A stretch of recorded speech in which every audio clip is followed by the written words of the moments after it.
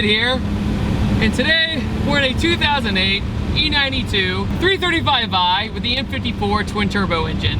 And man, this thing is sweet. The last time I drove a 335i was the 4-door, and it made a little bit over 400 horsepower. This is the 2-door, which is my personal favorite. I think it looks beautiful.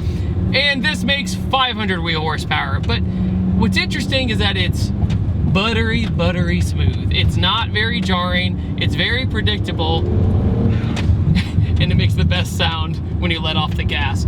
It's surprisingly quiet in every aspect. You know exactly where your foot's at, and you can just kind of ease into it. And you have the awesome tile blow-off valve that makes you smile every time you let off the gas. I cracked the window and cracked the sunroof so we can actually hear this thing, because it's so deceivingly quiet that when you get up to speed, it doesn't really scare you because it doesn't make that much noise with the windows up. But if you have the windows down, that's so awesome. The 54, kind of a controversial engine nowadays, but I mean that in a good way. N54 is kind of known by many as the modern 2JZ equivalent because it's an inline 6 with twin turbos, and it's a 3-liter. So does it sound like a 2J? Kinda, sorta. This car actually has the M3 seats in it, and it's so freaking comfortable I can't even express. I think it was definitely worth the swap compared to the normal 335i seats, which are okay. They're definitely not as good as the E92 M3 seats. Clutch is kind of strange in these cars because it has this little bit of a delay in it to where you do like a half and half when you lift up, then go into the next gear. But once you got it, you get it. I just want to barely go into throttle everywhere I go just to have the blow-off valve. This is 21 pounds of boost in this engine, which normally it makes 8 pounds of boost, so it's a huge jump in comparison. But with the 85, it works because you can have more timing and it runs cooler and all that good stuff. Normally on pump gas, you probably wouldn't want to push this many pounds of boost, but on the 85, it's absolutely no problem. And it sounds different when it's on the 85. It has Borla exhaust, so that explains out the back why it sounds so good, but everywhere else, it's very, very subtle.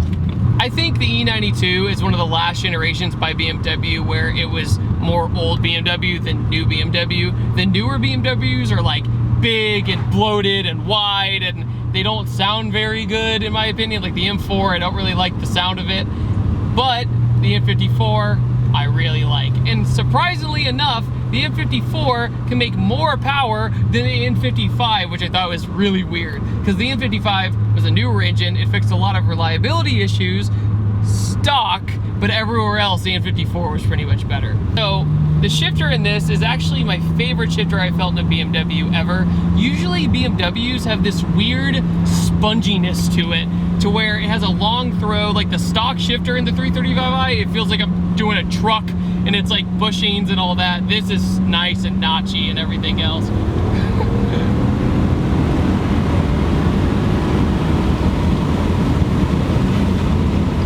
And drilled and slotted rotors help us slow down.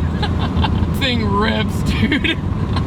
It's interesting because any more power, if you wanted to do like any kind of track driving, it would be pretty tough. I feel like with a single turbo setup, which is starting to gain popularity with the N54, you are just going for crazy horsepower. It's 600, 700 plus horsepower. That's single turbo territory. But if you just want more balance and you want it to be more moderate, stick with the twin turbos. Plus your ECU is going to love you. The ECU with the M54 absolutely hates the single turbo. It hates everything about it. Plus with the direct injection, that can complicate things. It's just a whole bunch of stuff. Especially if you're not planning to go 85, the direct injection can be a big problem. But I love the carbon fiber spoiler in the back, little duck bill, it's really nice. And this has M3 wheels, so with the drilled and slotted rotors, with the big brakes, and also the wheels, has a nice long stance to it. The kidney grills, of course, are classic, but the owner, Cameron, was thinking about getting rid of the mesh up front to show off the intercooler, and I say yes. I approve this message with my hitchhiker thumb. The other thing too is I love the steering wheel with the carbon right here. It really makes everything classy in here. I love the wood trim in the BMWs. It always kind of makes you feel like you're in a special place. But like the other 335i's I've driven, they're all very similar in a lot of ways. Even the E92 M3 has pretty much the same interior in a lot of ways. But it's weird how the E92 V8 has that high revving V8 in it, right? It's the only M3 to ever have a V8, yet the N54 6-cylinder is more favorable for tuners. I think that's a really weird kind of segment, because a lot of the times everybody goes, yeah, I'll go get the V8 version, it's the best. But with the BMW, I really think the inline 6 is the way to go. This thing is like driving on autopilot for me. It's insane. And it's nice that I have a manual. The last one I drove was auto.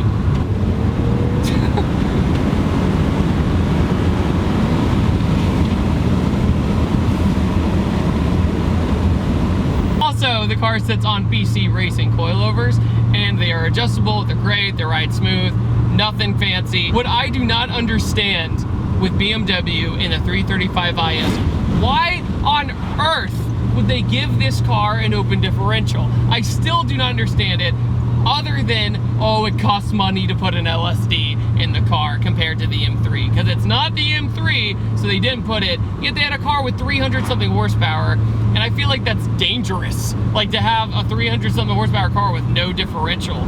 So sometimes when you're on it, you can kind of tell that it's just like, I don't like this. In 2007, you could swap the M3 diff in it, or any LSD really, and then after that, BMW found out people were putting LSDs in their car, and then they welded in the open diff. Why? I just don't understand why the German car market makes things so hard for the consumer to either slash modify or fix their car. They always make everything so tight and just unnecessary. I just don't get it. Compared to Japanese or American, it seems overpriced and all that. So that's what kind of makes me stay away from this stuff, but I totally see why people stick with this stuff, because it's so good. It's comfy, sound ending's good, it feels smooth, it feels put together. I totally get it.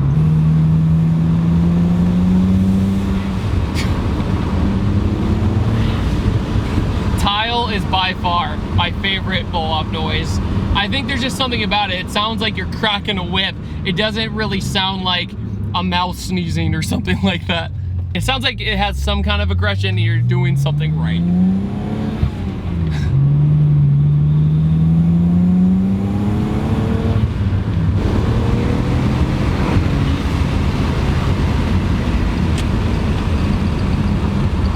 Trail brake.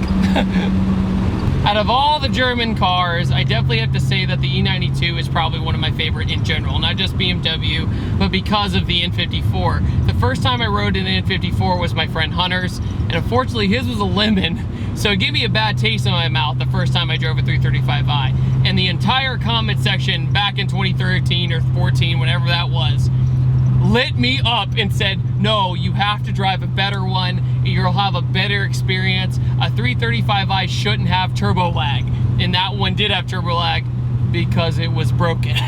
So when I finally got the chance to drive a tried and true N54, I was like, okay, I see why people think this is the modern 2JZ, because the power comes on in a very similar fashion and they make a lot of power.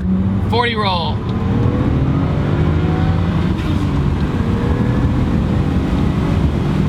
Though, I've had 2 close calls today, and I'm very thankful that this car is very quiet, because they have no idea. This car is like a sleeper, but not a sleeper, because you see the badge, you go, oh, it's a BMW, but at the same time, you can't really see the intercooler, you can't really see anything, and even when you pop the hood, they have that big plastic tray, so you have no idea what kind of engine it is.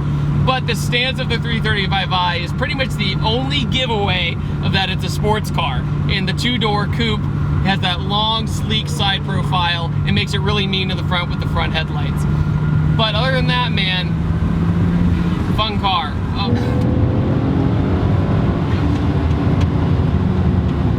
That's all she wrote. It's one of those cars where it's deceivingly fast. I think if you're in the car, you go, whoa, this car is pretty quick. But if you were to line it up against something else, it'd be like, oh, that BMW is way faster than I expected. So 500 horsepower, BMW 335i, Do I think it's worth it? I think it's worth it because if you just need something to drive around, you can still use the factory turbos. You can use the 85 to cool everything down so you can add more boost. You can do a whole bunch of stuff to this car without having to tear it down, tear the block. But at the same time, you have to watch out for the really dumb stuff like the fuel injection and all that. So keep an eye out for a good 335i, because if you get a lemon, you're kind of screwed. So with that, I want to thank Mr. Cameron for letting me drive his BMW 335i. I had a great time. And what do you guys think about this car? Do you think that the N54 is underrated? Overrated? I'd love to hear what people have to say this time around. I upload every Tuesday, Thursday, and Saturday, and I will see you guys next time. Goodbye. Oh yeah, by the way, we just finished up releasing the Smiles Per Gallon sunglasses. I'm finally selling That Dude in Blue sunglasses. We have the Smiles Per Gallon logo right here and T-dib, and these polarized lenses are super nice. Really affordable. If you'd like to check out a pair, link in the description below. Hey, you, want clean wheels? Hey, use this. Spray on. Let it sit for 45 seconds and turn purple. Spray again with water. Clean wheels. Make sure to check out www.pattersoncarcare.com. Made by car dudes, for car dudes.